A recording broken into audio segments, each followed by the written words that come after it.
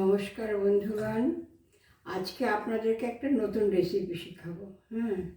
আপনারা হয়তো অনেকে জানেন, আবার অনেকে হয়তো জানেন না, অনেকে খেয়েছেন, অনেকে হয়তো খাননি। তা আমার চ্যানেলে আমি প্রথম বানাচ্ছি বলে আমি বলছি নতুন রেসিপি। এইটা হচ্ছে ফুলকপির রোস্ট। এর মধ্যে আমি শুধু মশলা মাখিয়ে একসঙ্গে বসিয়ে দেবো, তেল ঠেল সব মাখিয়ে, মাংসের মতন সব মাখিয়ে বসে ঢাকা চাপা দিয়ে ঢাকা যায় বেরো করবে।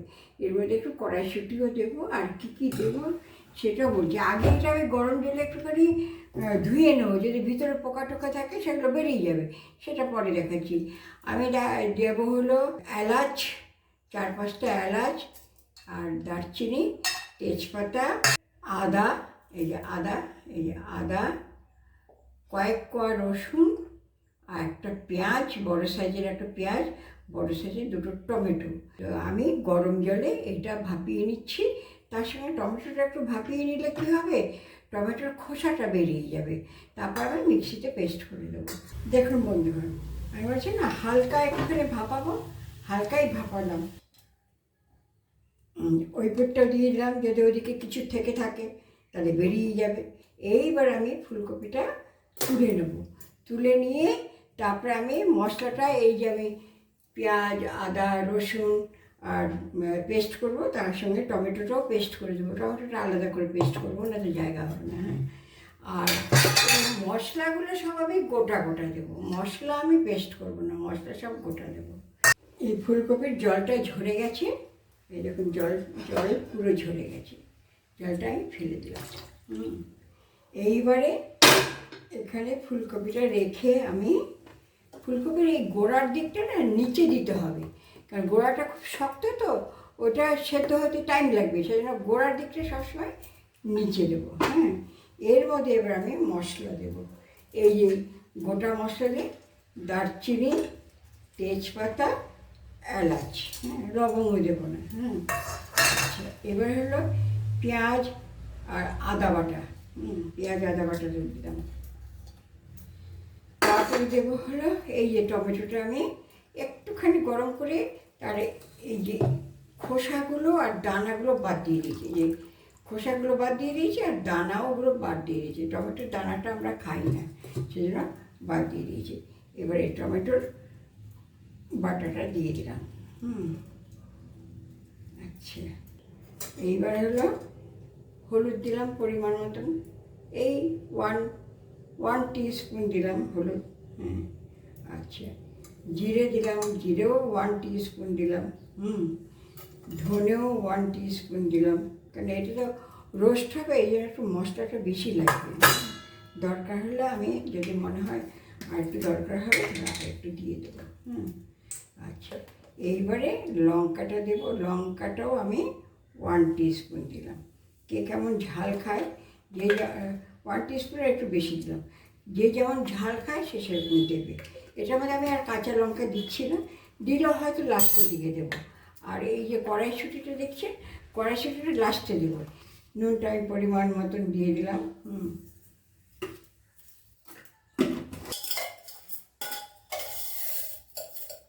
এই যে 1 টিস্পুন আমি চিনি দিয়ে দিলাম। আমি হাতের মাপে দিচ্ছি, কারণ আমি সবসময় হাতের মাপেই করি, তাই জন্য এই হাতের মাপে দিচ্ছি। মাংস যেরকম মাখায় ওইরকম, এই যে এক হাতের এক দিলাম। যদি দরকার হয় মাখানোর পরে, যদি আমার মনে হয় আরেকটু লাগবে, তাহলে আমি আরেকটু করে দেবো। কপির সাইজটা খুব বড়, আমি ছোট কপি চেয়েছিলাম, কিন্তু সবজিওয়ালার কাছে ছোটো কপি ছিল না। আর আমরা তো বাজারে যেতে পারি না, উনি তো বাজারে যেতে পারেন না, আর আমারও পায়ের অবস্থা ভালো না, যেতে পারি না। দরজার সামনে যা আসে আমরা তাই রাখি।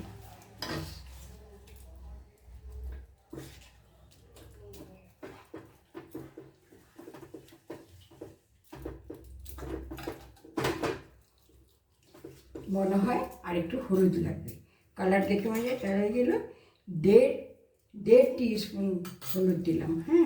কালারটা দেখে মনে হচ্ছে আর একটু হলুদ লাগবে, আর একটু তেলও লাগবে। আর আমি যতটা তেল দিয়েছিলাম ঠিক সেই পরিমাণেই তেলটা লাগবে, কারণ এটা যেহেতু রোস্ট, এগুলো এটা একটু তেলটা বেশি লাগবে। কিছুক্ষণ আমি রেস্টে রেখেছিলাম। এইবারে এর থেকে রেস্টে রাখার পরে যেটুকুনি জল উঠেছে সেইটুকুনি জল থাকবে। আর এইটা পুরো প্রসেসটা আমি সিমে সিমে করব, উল্টে পাল্টে সিমে সিমে করব, একদম দেখবেন সুন্দর হয়ে যাবে। এবার আমি ঢাকা দিয়ে দিচ্ছি। এর মধ্যে আমি একটুখানি কাজু ছাঁচা করে দিয়ে দিলাম, কাজু মুখে পড়বে, বেশ ভালো লাগবে খেতে। আর একটু কিশমিশও দিয়ে দিলাম। আর আর কড়াইশুঁটিটা আমি একদম লাস্টের দিকে দেবো, যাতে গ্রিন ভাবটা থাকে। হ্যাঁ, আর সব কিছু আমার দেওয়া হয়ে গেছে। আর নামাবার আগে একটু ঘি দেবো, ব্যাস, আর কিছু না।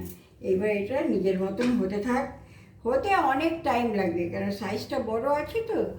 10 মিনিটের মতন ওই দিকটা করে নিলাম, গোড়ার দিকটা, ওটা শক্ত বলে গোড়ার দিকটা আগে করে নিলাম। এইবারে দেখুন জল বেরিয়েছে, কপির থেকে, নিজের থেকে মশলা আর কপি সব কিছুর জল বেরিয়েছে। এটাকে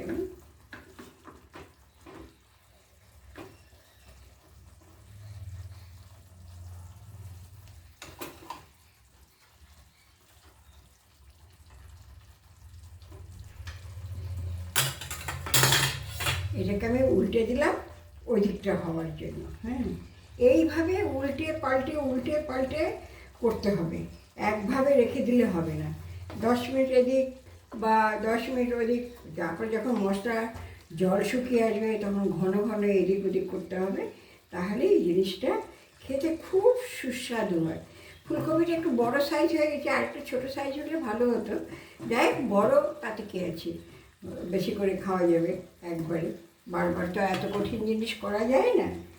আচ্ছা, ঠিক আছে, ভালো হলে আপনাদের বলবো, আর যদি কোনো ডিফেক্ট হয় তাহলে আমি আপনাদেরকে বলবো যে আপনারা ছোটো কপি দিয়ে করবেন। হ্যাঁ, কিন্তু কোনো অসুবিধা হবে না, আমি অনেকবার এরকম বড় কপি দিয়ে করেছি, কোনো অসুবিধা হয়নি।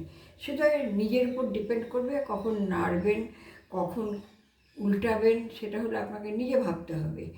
এইভাবে আমি আবার 10 মিনিট এইভাবে রেখে দেবো, তারপর আবার উল্টে দেবো। এরকম করতে করতে যখন মশলাটা একদম মানে বেশ মাখা মাখা, একটু ভাজা ভাজা মতন হয়ে আসবে, তখন ঘি দিয়ে আমি নামিয়ে দেবো। গরম মশলা তো দেওয়ার দরকার নেই, কারণ গরম মশলা তো আমি দিয়ে দিয়েছি অলরেডি। হ্যাঁ, আর কড়াইশুঁটিটা নামাবার কিছুক্ষণ আগে দেবো, যাতে এটা সেদ্ধও হয় কিন্তু গ্রিন ভাবটা থাকে। যেন হাতের কাছে রাখলাম। 10 মিনিট হলো, আমি আবার দেখি, কেননা পুড়ে যাওয়ারও তো ভয় আছে, তো সেই জন্য আমি মাঝে মাঝে চেক করব, মানে উল্টে পাল্টে দেবো। চেক করা মানে উল্টে পাল্টে দেবো। আবার এই দিকটা হবে, সব দিক যাতে খুব ভালোভাবে হয়।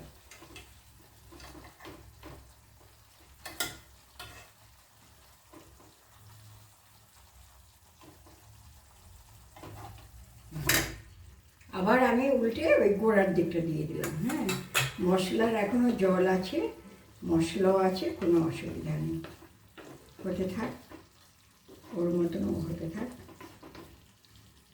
দেখি একটুখানি নরম হয়েছে কিনা। হ্যাঁ, নরম হয়ে এসছে। এবারে যখন ফ্রাই হয়ে যাবে তখন আপনাদেরকে দেখাবো। এটা পিস পিস করে কেটে খেতে হবে, এক একটা ফুল এক একজনকে দেওয়া হবে। যা বড় ফ্যামিলি হলে তো বড়টা লাগেই। এখন আমরা ছোট ফ্যামিলি হয়ে গেছি বলে মনে হচ্ছে যেন খুব বড়, কিন্তু ছোট করলে হয় না। এতই সুস্বাদু হয় জিনিসটা, ছোট করলে হয় না। এবার আবার একটু উল্টে দেবো।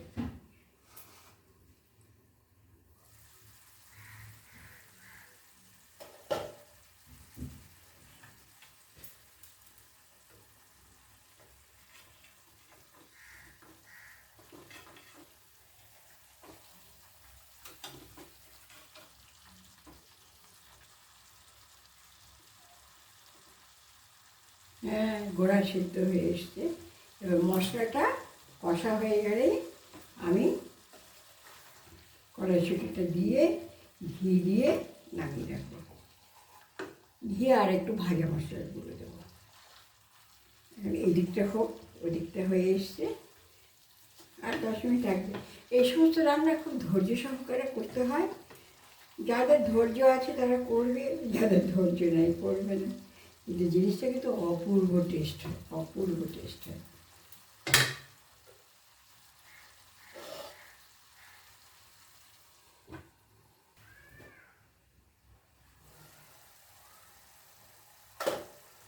এবারে প্রায় হয়ে এসছে, প্রায় বললেও আবার মশলাটা যতক্ষণ না কষানো হবে ততক্ষণ তো তোলা যাবে না, তারা কাঁচা গন্ধ ছাড়বে।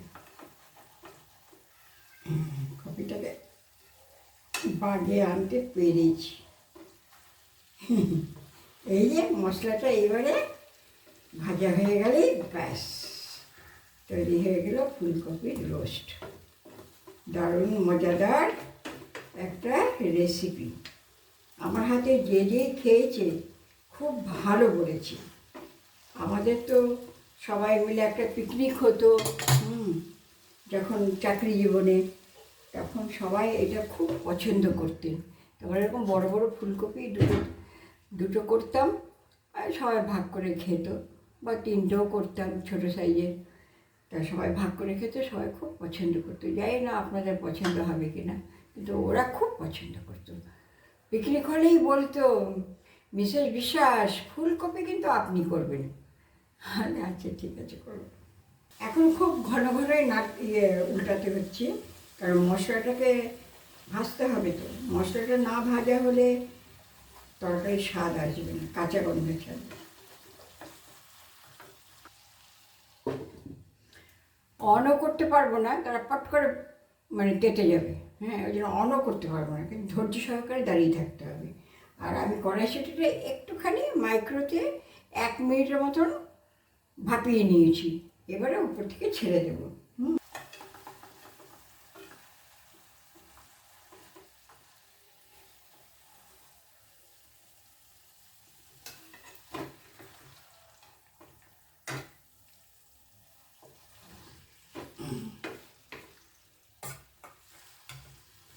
একদম কপি আপনার সেদ্ধ হয়ে গেছে, কিন্তু মশলাটা এখনও ঠিক মতন হয়নি, এই জন্য আমি একটু অন করে দিলাম। কেননা কপি আবার বেশি সেদ্ধ হয়ে গেলে ভালো লাগে না, তাই জন্য আমি একটু অন করে দিলাম। আবার এক্ষুনি সিম করে দেবো। মশলা যদি পুড়ে যায় তাহলে খুব মিষ্টি আছে। এবার আমি কড়াইশুঁটিটা দিয়ে দিচ্ছি, কড়াইশুঁটিটা দিয়ে দেবো।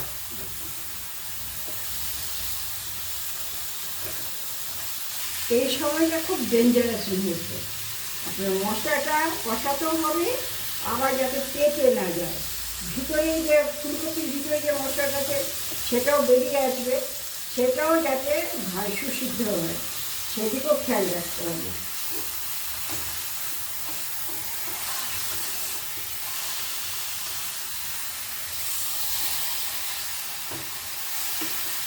আমি আজকে তেলের পরিমাণটা কম দিয়েছি, কারণ আমার হাজব্যান্ডের একটু তেলের অসুবিধা আছে, তো আপনারা আরেকটু তেল দিয়ে দেবেন। দেখুন মশলা কীরকম সুন্দর ভাজা ভাজা হয়ে এসছে। এরকম নাড়তে নাড়তে নাড়তে নাড়তে নাড়তে নাড়তেই হয়ে যায় মশলা ভাজা। আমার কপি কিন্তু আমি যেটা ভেবেছিলাম এত বড় কপি সেদ্ধ হবে না, কিন্তু আমার কপি সেদ্ধ হয়ে গেছে। মশলাটাই ভাজা হয়ে গেলে আমি নামিয়ে দেবো। একটু ঘি দেবো, ঘি দিয়ে ভাজা মশলার গুঁড়ো দিয়ে নামিয়ে দেবো। আর একবার উল্টে দিই ওদিকটা, দেবো ওদিকটাও ভালোভাবে হয়ে যায়। এই যে এই ভাজা মশলার গুঁড়োটা কিন্তু আমরা ঘরে বানানো। ধনে, জিরে, একটা তেজপাতা আর একটা শুকনো লঙ্কা কাঠখোলায় মানে শুকনো কড়াইতে ভেজে মিক্সিতে গুঁড়ো করে নিয়েছি। তারপরে এই মশলাটা আমার ঘরে সব মশলা ঘরে বানানো শুধু হলুদ বাদ, সব মানে জিরে, ধনে আর লঙ্কা, এগুলোকে ভালো করে ধুয়ে বেছে রোদে দিয়ে শুকিয়ে আর মিক্সিতে গুঁড়ো করে চালনিতে ছেঁকে নিই। ব্যাস 1 চামচই যথেষ্ট। 1 চামচই যথেষ্ট, ব্যাস হয়ে গেল। আর মশলাও হয়ে গেছে, এবার ওই দিকটা ঘুরিয়ে নেড়ে চেড়ে নামিয়ে দেবো।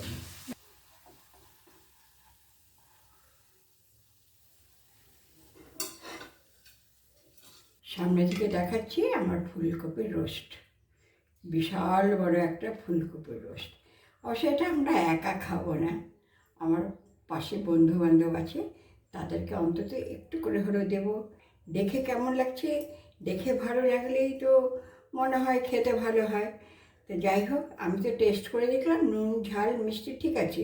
যারা মিষ্টি বেশি খান, ঝাল বেশি খান, তারা তাদের পরিমাণ মতন দেবেন। আমি আমার পরিমাণ মতো দিয়েছি। যেটা বলার বলছি, করবেন, করে খেয়ে দেখবেন, ভালো লাগলেও বলবেন, মন্দ লাগলেও বলবেন, আর সাবস্ক্রাইব করবেন, কমেন্টস করবেন, লাইক করবেন, শেয়ার করবেন। ওকে, হ্যালো বন্ধুগণ, দেখুন আমার হাজব্যান্ডকে খেতে দিয়েছি, এবারে উনি খেয়ে বলবেন যে কেমন হয়েছে। হ্যাঁ, একটা কিরকম মনে হয়েছে যেন একটা বিশাল বড় কেকের মতন, তাই না? এইটাকে আমি পিস করে কাটবো, কেটে ওনাকে দেবো। উনি যতটা খেতে পারেন খাবেন।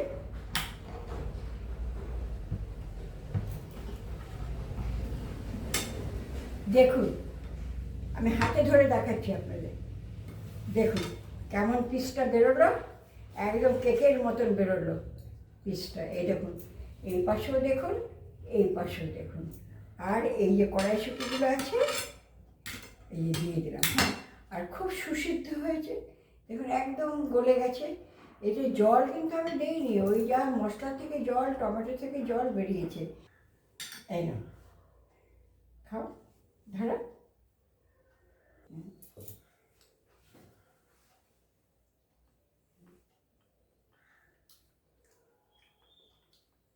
ভালো হয়েছে, নুন টুন সব ঠিক আছে?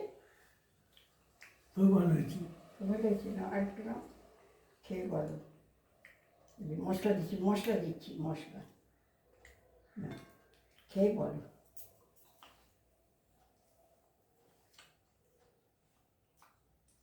আগে যেমন করতাম ঠিক সেই টেস্টটা এসছে? আচ্ছা, ঠিক আছে, থ্যাংক ইউ।